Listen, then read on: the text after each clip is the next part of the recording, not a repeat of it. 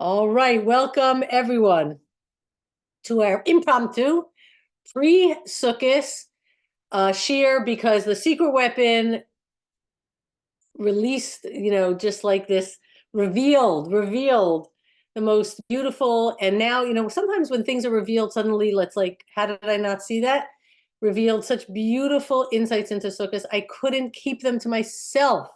They were so exceptional. Okay, so this is what we're going to do. First, we're going to analyze. You all have the sources, and those listening on Torah anytime. If you want the sources, reach out to me, estwein@gmail.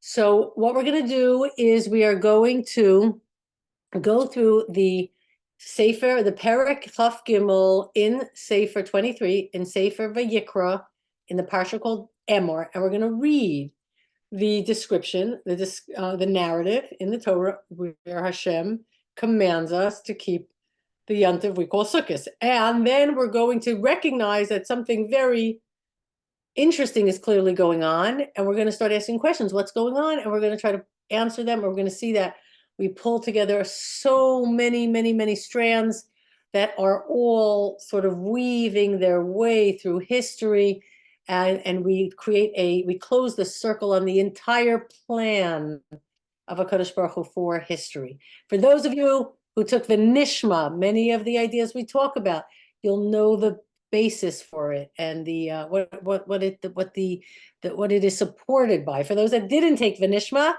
keep an eye on my website, estwein.com, and you will see, Amir Hashem, when the next course is going to be offered. Okay, so here we go. Parshas Emor, Perek Chaf Gimel. Starting in Pasuk 34, all the way to 43, we're talking about close to 10 Psukim. There is a discussion about Sukkot, but as you see clearly, and we will read it, it's almost like the Torah is describing three completely separate Yom Tovim. Each entry of the three has nothing to do with the one before it or after it, discusses something totally individual for that particular entry. And the question is, as we read through here, if you were reading each section for itself, right, what would you think the Yom Tov was about? How do you celebrate it? Where do you celebrate it? What do you do here? And is it part of the Shalosh Regalim, Pesach, Shavuos, and Sukkot, the three special holidays that have to do with our exodus from Egypt, our receiving the Torah, and our stay in the desert? Or is it part of the High Holy Days, Rosh Hashanah, Yom Kippur, and Sukkot? Interesting. Sukkot bridges those. So let's start. Okay, we'll read the psukim, and then I'll ask here for participants to tell me how they, answer these questions regarding each section. So section number 1 says, let me introduce this one way. The whole perek begins. Okay, this is the end. It begins with Eila Moedei Hashem. These are all the Moedim, and it starts with Shabbos. Shabbos always introduces all the Moedim because Shabbos is the source of the Kedusha of all the Moedim, as we learned in Benishma, and we spoke about last week in the class on Yom Kippur about Erev Tavshilin. Shabbos is the highest Madrega. Yom Tovim are a little bit lower. They are, aside from Yom Kippur, Shabbos reflects the ultimate highest stage, whereas Yom Tovim reflects Yemos HaMashiach. Okay, so it starts with Shabbos. That's where everything gets its Kedusha from. Everything trickles down from there.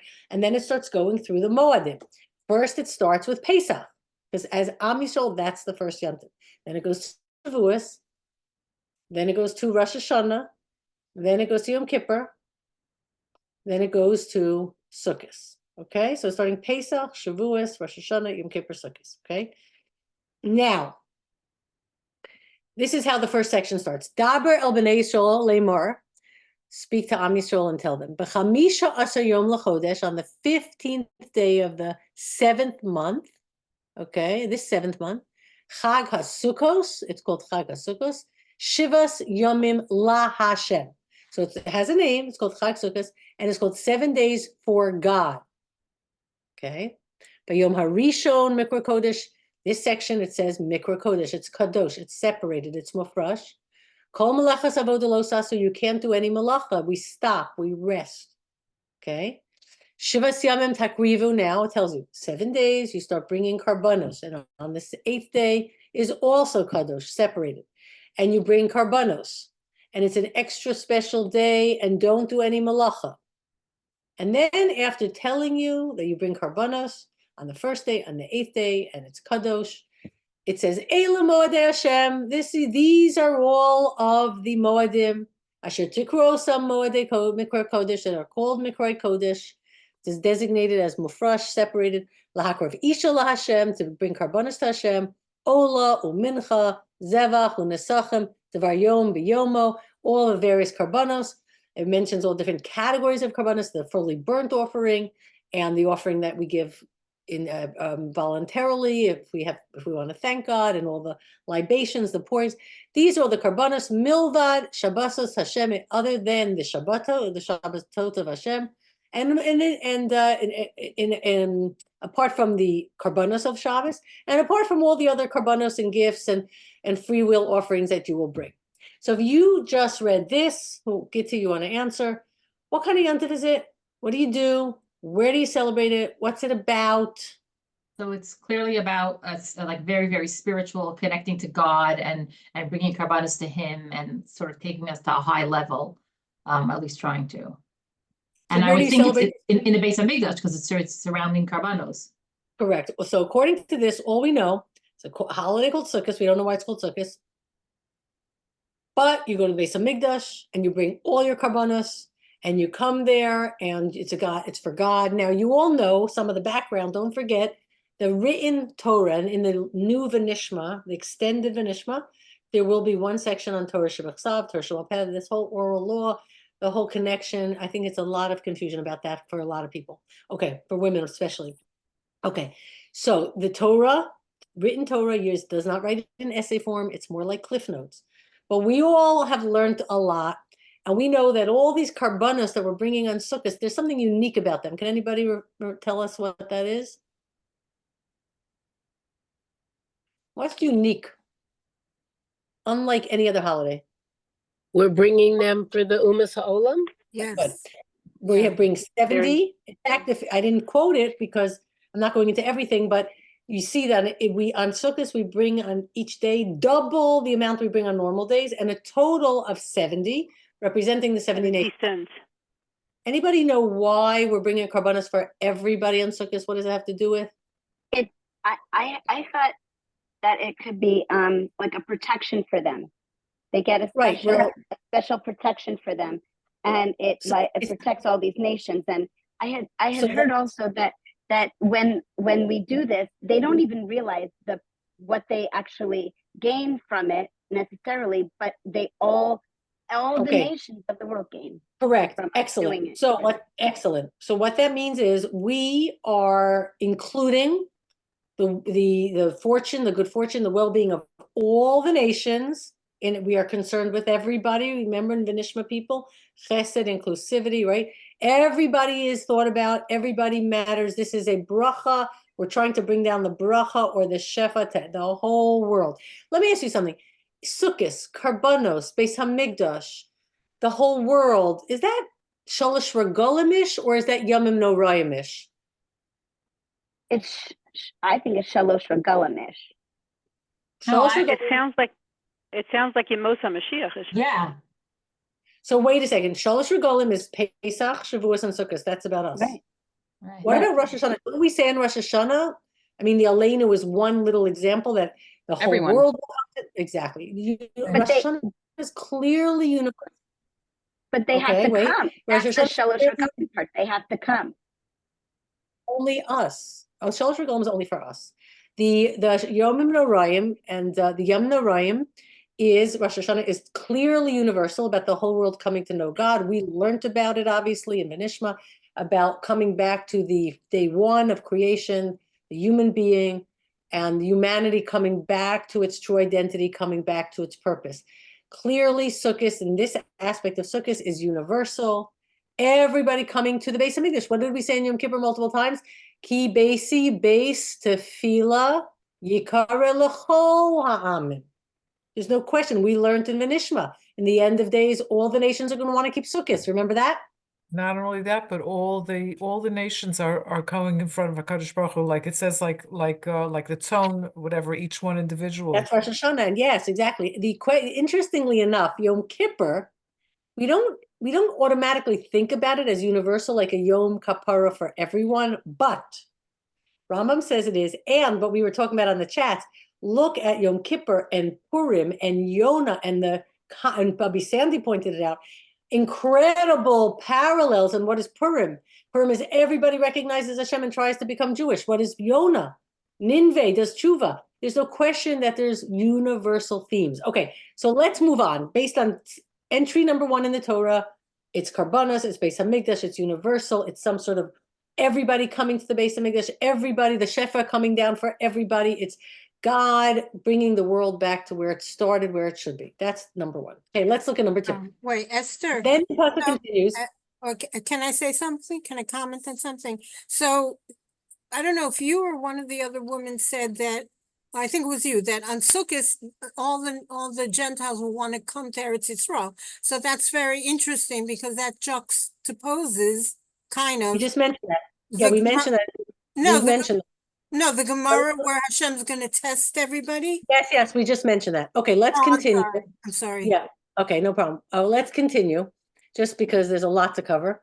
All right, and now just no interruptions unless it's until we get through the next section. Okay, the next section says Ach b'chamisha asar yom lachodesh. Okay, here's the next one.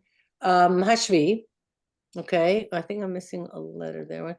On the 15th day of the 7th month, but asvachem es tvuas haaretz, when you start gathering all the produce of the land, okay, tachogu es chag shivas yamim, you shall have a party, a celebration, a chag, 7 days. Doesn't say la Hashem. Okay. Bayom harishon shabbason ubiyom hashmini shabbason. And the first day is a Shabboson, and the 7th day is a Shabboson. Let me just mention that the word Shabboson only appears in holidays in Tishrei. Okay, only appears where we're talking about that there's a concept, as we learned, that on the 7th there's a 7th. A 7th of everyone's life must be bin menucha, in a state of rest. We explained Shabbos is a taste of that, and that Rosh Hashanah Yom Kippur Sukkot in Tishrei bring us humanity, okay, as we know, back into a state of rest, of menucha. Gan Eden was a place of menucha. Something's coming full circle here, but the pasuk is specifically, it's a hint when it says Shabboson, but the pshat, it says when you gather your tavua, you make a chag for 7 days. The 1st and the 8th are Shabbos, a day of rest.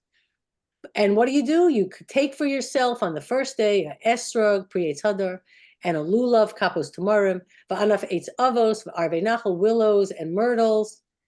You take the 4 different types of produce that are growing in Eretz Yisrael, even though there hasn't been rain since Pesach. So clearly, these are plants that are thriving anyway. So the land is very abundant. V'samachtem l'fnei Hashem Elokechem, and you have a party. That's it. You have joy. So number 1, reading this. Number 1, what's the name of the yontif? What do you call this time? Doesn't say Sukkot. I would say Samachta? Zman Chag HaAsif.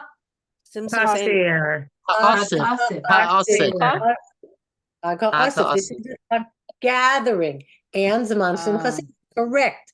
No Sukkah. This is about agriculture. Gathering everything together. Taking the 4 minim. Having a chag, simcha, rejoicing. There's nowhere to Beis Hamikdash. There's nothing about Karbanos. There's nothing about La Hashem. There's nothing about Mikra Kodesh. So where do you think you would celebrate this yontif? At home, in your fields, in your farm. In the fields. Exactly. In your fields, with your family, good food. That's where you'd celebrate it, at home. Let's keep going. Now it says the following, okay? Oh, sorry, one more pasuk. V'chagosam oso chag l'Hashem shevas yamim. Bashana, you should have a chag, repeats chag many times, 7 days of the year. Chukas olam l'dorosechem. This should be a chok forever for all your generations. B'chodesh hashvi tachogu, also on the 7th month. It's making a very clear emphasis on the 7th, and it's a Chag, and it's Shabbos, and you're resting. Of course, you did a lot of hard work. You harvested. That's the most shot level. You're resting. This is the time when you see what you've done. You have all the gratitude and all of the sense of accomplishment, and you have you stop working. It's very Shabbos-like, and you celebrate. Okay. Esther, what does Third. Lifnei Hashem? What does Lifnei Hashem mean in that pasuk? That's very important, as we'll talk about, but it doesn't specify go to the Beis Hamikdash, okay? And notice, by the way, it says Lifnei Hashem Elokechem, and adds Elokim, which always talks about Teva. That's Teva, right? That's this world. Keep that in mind when we read Rabbeinu Bach in a moment. Okay, next. What about this? Besukos Teishvu Shivas Yamim. And by the way, all these psukim, I'm not skipping psukim, they just go in order. This is the reading in Emor. Besukos, so now when you hear it, think about it, follow it. You'll have so much insight into what's going on. Besukos Teishvu Shivas Yamim. Sit in a sukkah for 7 days. Kol ha'ezrach b'Yisrael. Every citizen should sit in a sukkah. Anyone who lives in Israel. You know what that actually means in real life? Amazing, right? Kol ha'ezrach b'Yisrael, all citizens in Israel, yushvu b'sukkos, sit in sukkos, yeshvu b'sukkos. Laman, why should you sit in a sukkah? Laman yedu dorasechem, so your generation should know. Ki b'sukkos hoshavti es b'nei Yisrael behotzi osam eretz Mitzrayim. I kept them, I sat them, I helped them dwell in sukkos when they came out of Mitzrayim. Ani Hashem Elokechem. So if you were just reading this, what is sukkos about? Yetzias Mitzrayim. And sitting in a sukkah. Sukkah, right. Sitting in a sukkah. Why should we sit in a sukkah? To remember Hashem took us out of Mitzrayim and that He's Hashem Elokim. No, that's the Gra. That's the Gra. Don't mix that in here right now. But right, the pshat of the pasuk is it's to remember your past. So let's go back. The first one is to think about God and God's plan coming to fruition. And everybody's bringing karbanos of all sorts for everybody. Everybody's at the Beis Hamikdash. The Goyim are keeping sukkahs. We're offering karbanos for all of them. They're getting bracha from all of us. The world is united as we daven for in Rosh Hashanah. The Yesu Kulam Aguda Achas. Everyone should make one group together, one united party to recognize Hashem. The next one is about being in Eretz Yisrael, having a bounty of a harvest. There's so much good. There's so much still growing after the summer. There's all sorts of vegetation, celebration, relief, gratitude, abundance. Okay. And the third one is remember your past. Remember your history. All right. Now, question is like this. What do we, when we think about Sukkot, what do we tend to think is the essence of the Yom Tov? Protection of Hashem. The Arba Minim, or the Sukkah, and we don't have Karbanos today. So the Tfilos, the universal aspect, right? Or the Arba Minim, or the Sukkah. Which one do we normally think about? The Sukkah, that's how we were left Egypt, and we're God's people, and that's how He protects us. And we sit outside with nothing but God's protection and Correct. God's arms around us. I always thought of it in terms of like after Yom Kippur, then we're safe. Then we could sit in the sukkah. Then we could go out. For sure, and at least I don't know how it was in all the generations, the last couple thousands of years, but there's no question we call it Sukkot. We definitely think about the sukkah. We know we take the Arba Minim, but when we think about the Yom Tov, we think about the sukkah. Now let's go deeper. The question is, does Arba Minim and the celebration of the agricultural success and the abundance, does it have anything to do with Sukkot, with the fact that Hashem kept us in Sukkot in the Midbar? Are they completely separate inyanim? And what about the first inyan, about the future unfolding of God's plan? So you have God's plan, our abundance, agricultural holiday, our joy being in Israel, and remembering our past. How do you put them all together? Now, before we answer, and I want you to think about this, just think, don't answer yet, because we're going to add a couple more pieces to it. I'm going to mute you all now for a little bit, just so I can go through the next pieces, and then we'll go back to discussion.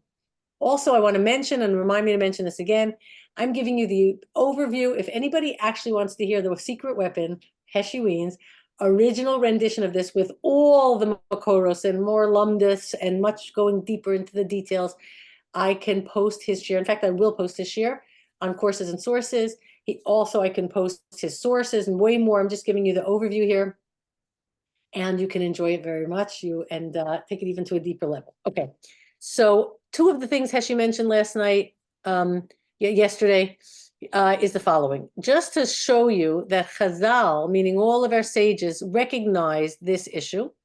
What is going on in these psukim? Are the three different Yom Tovim all happening at the same time? What do they all have to do with each other? Which is the Iker? How are we supposed to think about it? So the Barbanel writes, first of all, that the Arba Minim is not the same mitzvah as Sukkah. Sukkah is to remember that Hashem protected us in Sukkot, and Arba Minim is to thank Hashem and celebrate the harvest. Now, this is not all the Barbanel wrote. If you go to the Parshas Emor, to these psukim, the very beginning of these psukim, and you click on the Barbanel on Safari or whatever, which is not translated in English, the Barbanel is very, very, very long, back in the time when people actually had attention spans, okay? And you read it, you could read it in the Hebrew, not hard Hebrew. He sorts out every single little nuance in the language of these psukim and asks so many good questions. And one little thing that he says, just to show that we're dealing with very different ideas, is that the Arba Minim are about the abundance and the gratitude and the harvest and joy in Eretz Yisrael and our land, our own land, and our bracha in our land. And Sukkot is for our history and where we came from. Okay. Now let's start going a little deeper and start finding the strands that are going to pull everything together. Okay. So Rabbeinu Bachya. By the way, if you go on Safari, I don't know if you guys use Safari. It's an invaluable tool. In fact, I use it a lot. I would give them a donation every year. But I just want you to know that anything you click on, they have like the whole, everything's there. In English and Hebrew, in French and German.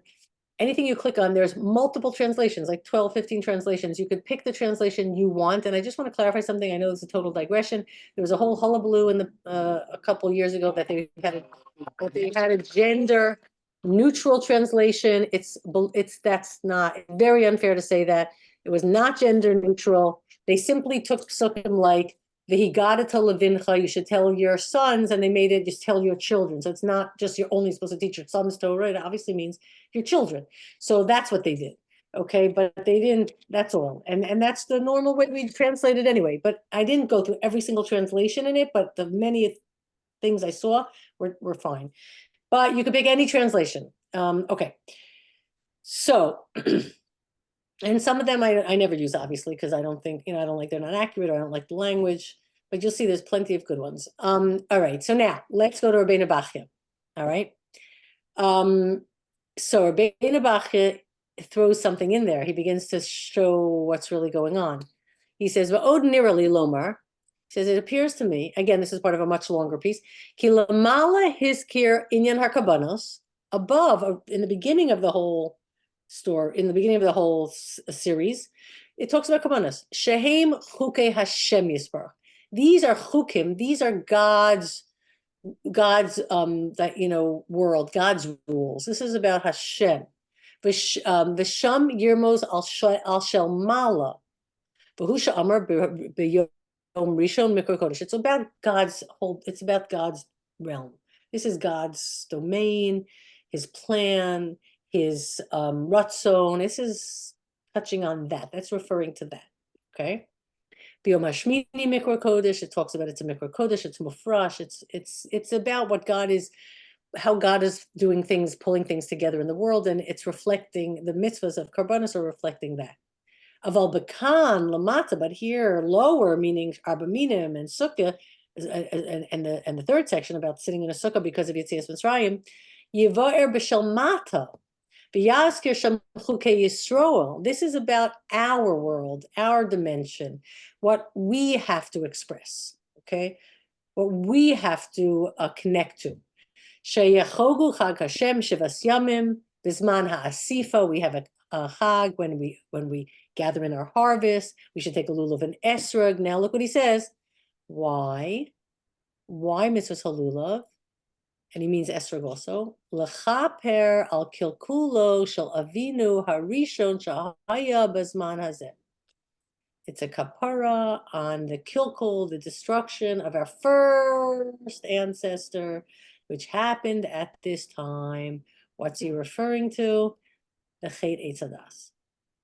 That we are in Eretz Yisrael. Again, there's so many sources, but just to give you the concept, it's like coming back to Gan Eden, coming back to a place where our Gan, as we learned in the Nishma, can function as it's meant to. That we have a great shefa flow of enlightenment and clarity and truth. We see the world the right way. We don't eat from the Eitz Hadas. We don't open our physical eyes and start making assumptions about how things are and slip into survival mode, which is all about me figuring out how I'm going to make it on my terms based on how I see things. We're doing a tikkun on that. We take the Arba Minim. There are many, many symbols, as you all know, in the Arba Minim. For example, the esrog has a smell. We smell it. The only sense that wasn't tainted in the whole Eitz Hadas story was smell. Some say the Eitz Hadas was the esrog. All sorts of layers here. But one of the ideas of coming back to Eretz Yisrael and taking the produce is a symbol we, as Am Yisrael, have opted out of the Chet. The venom of the Nachash isn't in us anymore. We are not functioning like that anymore. We're not looking at the world in that distorted way. We are seeing the world correctly. And he's alluding to that. But the question still adds, beautiful, but what does that have to do with the Sukkah? You could already start thinking what it has to do with the Sukkah, with Yetzias Mitzrayim. Right? Could already see, if we're talking about the Tikkun on the 8th, Sadas, it has a lot to do with Yetzias Mitzrayim. Right? Remember when we got to our Sinai, that's when Chazal say that the Paska Zuama Shel Nachash, the poison of the Nachash, finally left us, meaning we no longer had worked through a distorted mindset, which put us into this terrible way of thinking, which of course led to the destruction of many societies and the corruption of many societies. Okay. Now that Rizal says that ideally, and we don't paskin like this, that look at number 3, V'hinei tovhu, the best thing to do, sha'achar alos ha'shachar, as soon as the sun rises, shukvar yom, when it's officially the day, kodem shetispalo, before someone davens, titol halulav besoch hasukkah, take the lulav into the sukkah. Now he's not explaining the whole thing, but he's saying put the lulav in the sukkah. These two things go together. Now, of course, it's just technically, halachically, men don't do this because if you make a bracha on the lulav in the sukkah, and then you have to go to shul and do the shaking, you have to make a bracha there. You already made the brachas, and you have the mitzvahs on the shaking, so you can't make another bracha, so it becomes a problem. Ideally, if you're in shul and there's a sukkah right outside, quickly right before Halal and before they start doing all the non-nuim, they call it, you run outside and make a bracha in the sukkah, then come back in. But the women, this is not such a big issue. We take the lulav into the sukkah, but the Arizal is telling us, the lulav belongs in the sukkah. They go together. So now we're going to read the Rambam, and based on what we learned already and all the clues I've already sort of embedded in the whole description of everything, we're going to understand what's really happening, okay? But before we go to the Rambam, I want you to think. I'm going to let you answer. Just don't answer. This is the question I want you to answer, okay? I'm going to unmute you if you want. The question I want you to answer is this. What is the very uncomplicated, right, unifying factor between Hashem's grand plan for humanity, that ultimately the Beis Hamikdash will be based tefillah l'chol ha'amim, and our being in Eretz Yisrael, celebrating the shefa and the bracha, and as we just learned, in a sense, rectifying the chet, being able to, if we do our best, live our best life, so to speak, in Eretz Yisrael with the Shechina, outside of the Chet, Eitz Hadas, outside of that whole problem, differently, completely differently, different type of lifestyle, different type of communities, everything's different. A lifestyle of Chesed, Tzedakah, Mishpat, Emes, Torah, Shabbos, Yom, all the mitzvahs, and Sukkot, that Hashem kept us in Sukkot.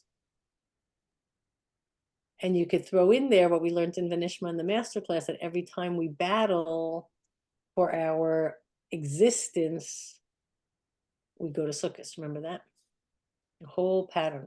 So what do you think? How does it all come together? Succinctly. I just keep thinking, I don't know if this is what you're going for, Esther, it's Chaya Parkoff, but I just kept thinking, not in this order, it's actually the opposite order, but like past, present, future, like, You're good. You're good. hu haya, hu hava, hu yeah, right? It's the reverse, I guess. Good. So which is the past? So the past is the last part is the sukkah coming out Good. of Mitzrayim. Good. The gratitude is the present, being Good. grateful for what we have right now. And the first one, the sacrifices and connecting to Hashem, is all about, Excellent. Imas HaMashiach. Excellent. It's a whole, we're Oh, yay. completing a circle. Very good. Keep going. Let it add some more nuances. That's very good. Let me ask you another question. Why do the Ushpizin come to us in the Sukkah? What does that have to do with? Does it have to do with remembering our past, gratitude for the bracha of the moment of being in Eretz Yisrael, or the future shlemus of everything coming to back, the destiny fulfilling itself? What is it? What do you think? I think it's the future. Just a quick answer. I really think it's the future destiny, meaning the Avot are really symbolic of all of us, that we have the characteristics of the Avot because they're part of the Sfirat. Oh, very good about the spheres. But 1 second. So you think it's the future? It's the past and the future. Connected. Okay. Is it the present? It's the present also. We contain them, right? How about They being above time? They've not changed our DNA, right? And so they are part of us. So yeah. They started it. We're continuing it with the Midos, and of course in the future. Okay, let's see. Some people are raising their hands. Is there an Indian of being above time? Above time, where In other words, where past, present, and future exist simultaneously. That's Shmini. That's Yom HaShmini. That's the next. That's Olam HaNeshamas. But here we're talking about real time. This is all going to be in real time. This is the stages of history. Okay, Yafa, do you want to say something just quickly? I want to, because it's we have a few more minutes. Do you have a question, Yafa? I could save it to the end. It's okay. Okay, let's continue. I want to read the Rambam. Let's read the Rambam together. Then we can discuss it. Okay. So for a moment, I'm just going to mute you just so that's no disturbances. Okay, let's read the Rambam. Now the Rambam, my husband, the secret weapon, is a he's a genius, actually, and he has been making a careful, meticulous study of the Rambam for decades. So he parses like you're supposed to every word, and it's not just him. He uses the famous Mefarshim, the Barbanel, the Fodi, the classic Mefarshim on the Rambam. Okay, and he's had many debates with other Rambam scholars who he, doesn't at all agree with how they interpret things. He goes a lot with Moshe Shapiro's way of learning Rambam, because Moshe Shapiro is towering Bal Machshava, and he distilled so much from so many schools of thought, and said had a mahalach and how to understand things. Okay, so let's read this, and let's read it carefully now with everything we've already discussed.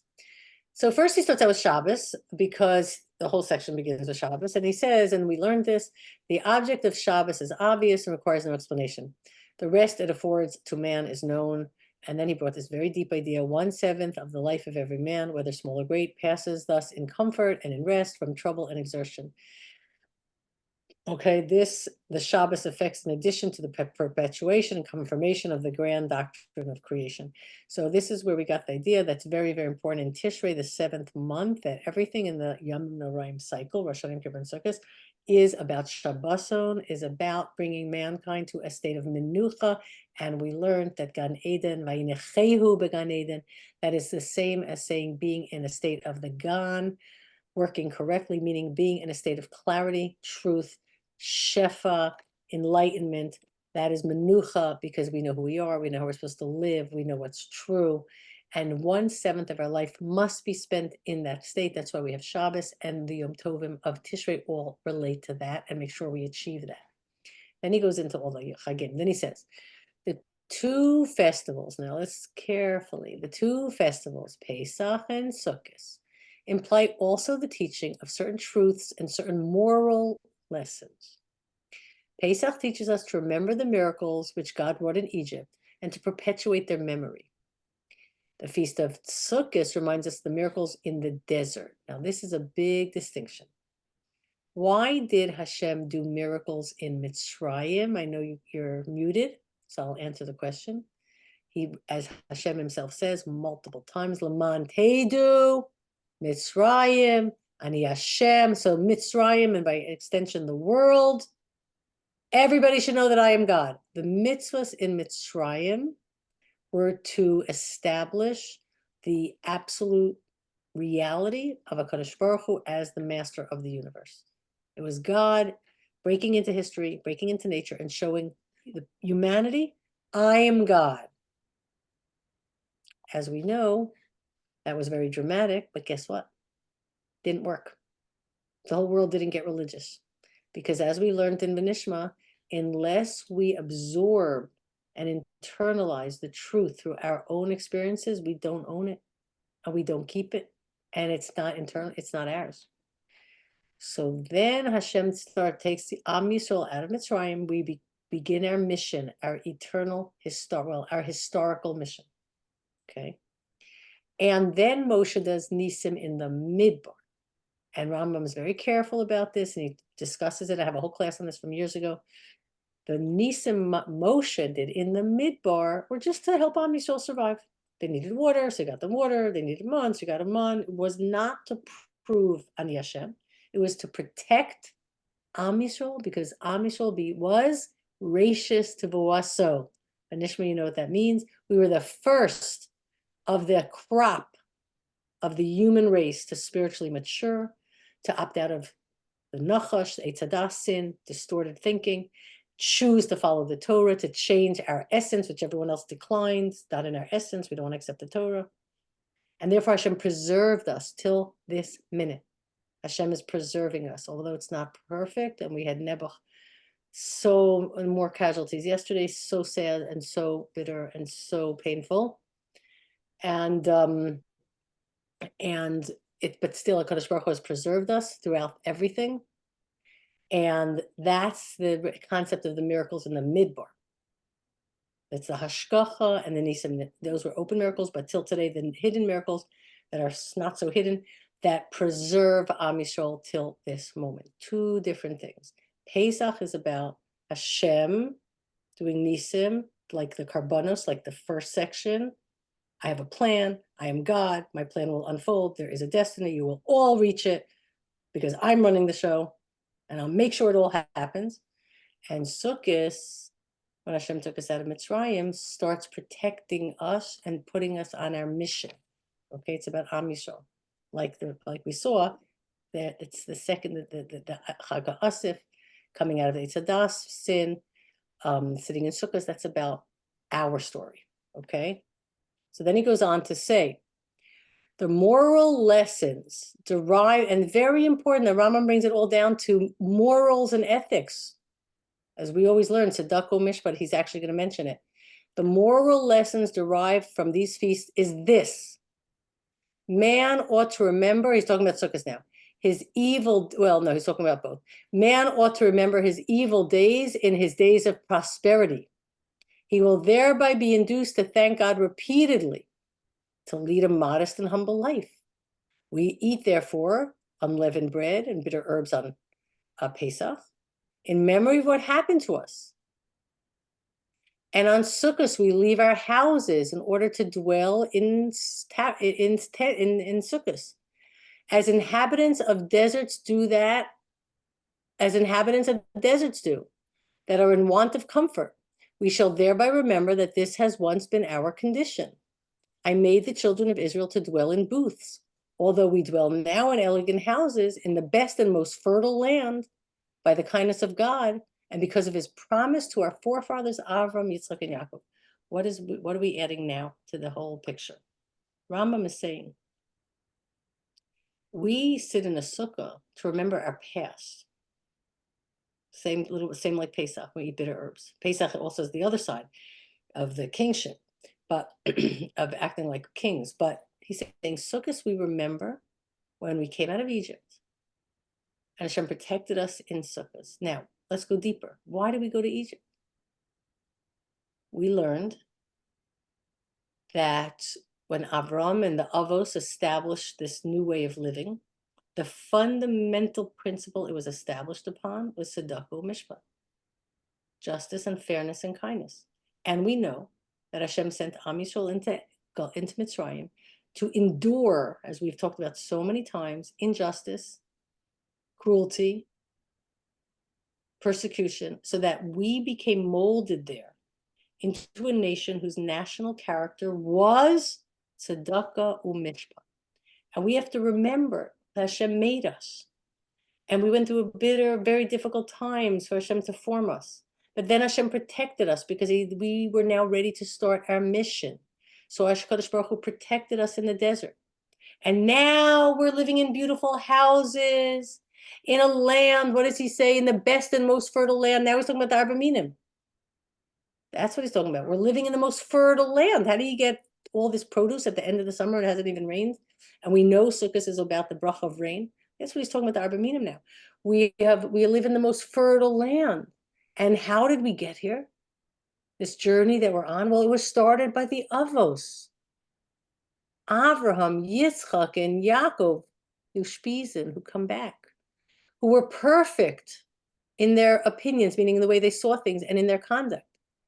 This idea is likewise an important element in our religion, that whatever good we have received and ever will receive of God is owing to the merits of our patriarchs who kept the way of Hashem, laso, tzedakah, u'mishpat. So he's saying, when we're in a land of abundance, and he's not specifying the Kabbalistic part about being machaper on the sin of Eitzadas, but we're in the land of abundance, and we're doing our job, and God is blessing us. We remember where we came from, and the fundamental principles of our religion, and what we went through to become formed into a nation that would represent these ideas forever till this minute, and that Hashem made a bris with us to protect us all through that journey, like he did when he did Nisim in the Midbar. Okay, so we are uniting here. We are uniting our sense of our identity of who we are, and our gratitude for who we are, and the bracha that we receive with our story, with our backstory. And we're bringing the Arba Minim, therefore, into the Sukkah. Now it goes together. So that our identity is a function of and built on and I would say completely enveloped by our whole story of who we are. Now we could even go beyond what the Rambam says here, because the Rambam doesn't specify the more Kabbalistic aspects. Okay, when we bring the Arba Minim into the Sukkah, we all know that it's the 4 types of people, right? We all understand that the journey of Am Yisrael has some very unlikely heroes. Who are the real righteous ones? Who are the people that are truly have made a Kiddush Hashem in the world, who are Moser Nefesh? It's not always what we think. It might come from very different places, as we're discovering now in Eretz Yisrael. Who are the people with the utmost emunah, with the most Mesiras Nefesh? It's people who maybe a year ago didn't even realize they were Jewish, honestly, or didn't care. It's very interesting. All the parts of Eretz Yisrael are waking up. All are reconnecting to the backstory. But all know, also, Shani Luke's father, did you hear his speech? Did you hear his speech? Shani Luke, you know who that is. He said, this is the beginning of something very big. Don't look backwards, look forwards. This is like few years before. He said, just like a year before the liberation of the camps in Germany, when it was so dark. Did we realize that in 1 year, 2 years, we'd have Eretz Yisrael? Like in a blink, we'd have Eretz Yisrael? When we were in the deepest dark moments of Mitzrayim, or we were in Persia, in the Perm story, things flip so fast. And that's what he said. He said, things are going to flip. We're going into a very bright future. Great things are about to happen. So to wrap it up, the last section, let's pull all the themes together. Sukkot is in the 7th month. It, of course, represents, number one, our past, that HaKadosh Baruch Hu established Am Yisrael as the nation that will make it to the seventh, to the time of the rest of man, when mankind comes to rest, meaning spiritual rest. We know who we are, we know what we should do. We stop diverting our energies in a million different directions. Am Yisrael begins that process in the early days in Sukkot, but Sukkot also represents the future, sitting in a sukkah in complete harmony, celebrating the fact that we don't even have a roof, that we feel completely secure. We've given up all the illusions of security. We are taking the Arba Minim into the sukkah. We recognize that we have the power and the clarity and the understanding to extricate ourselves from the Eitz Hadas, the sin that they're all still falling into, so many of them, to live a whole different lifestyle. Our avos come back. We know the principles of how they lived, which is the Tzedakah Mishpat. Now Rambam says, very important. Rambam said, I want to just quote it to you, okay? It is in the Hilchos Shabbosos, Hilchos Shvisa, the laws of Shabbos and Yom Tov, Perek 6, Halacha 18. He says it is imperative that on Sukkot, a person must do tzedakah umishpat and bring the poor and the needy into their sukkah. Otherwise, he says he says all you're doing is feeding your gut. He says like this: kasher ochel, when a person eats, v'shoseh, and he drinks on Sukkot. Chayav, okay. He really talks about this honestly. He talks about this.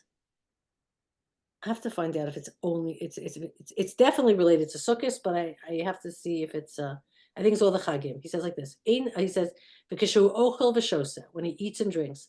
Chayav lahachil leger, you must also give food to the stranger. Liyasum, to the orphan. La'amana, to the widow. The imshar ha'aniyim ha'imlulim, or I think that's how you pronounce it, the poor and the downtrodden, the sad ones. Aval misha noel dalsos chetzo, somebody who closes the doors of his courtyard and he eats and he drinks, him and his wife and his kids. Ve'eno machol mashke la'aniyim, and he doesn't give food and drink to the aniyim. Ulamore nefesh, and the bitter people of bitter souls, the bitter-hearted people. Ein zu simchas mitzvah. This is not simchas mitzvah. He's not having ela simchas kariso. He's just simchas of his belly, of his gut, of his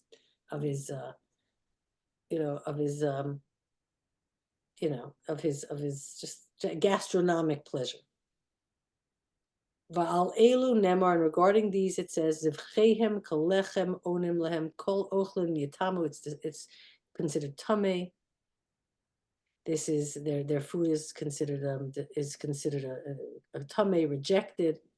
The simcha kazu kaloni, and this type of simcha is a disgrace. And no one's allowed to celebrate like that without the poor and the downtrodden invited in.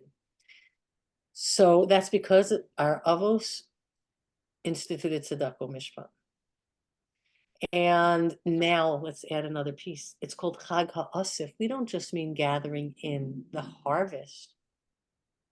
The 70 karbanos, we're gathering in all the nations. We learned that the nations will have a chance, one last chance, before Yemos Mashiach, to throw in their lot with Am Yisrael, to help us, to support us, the Fettermans of the world and the Douglas Murrays of the world and Holland and Czechoslovakia and plenty others, plenty Americans.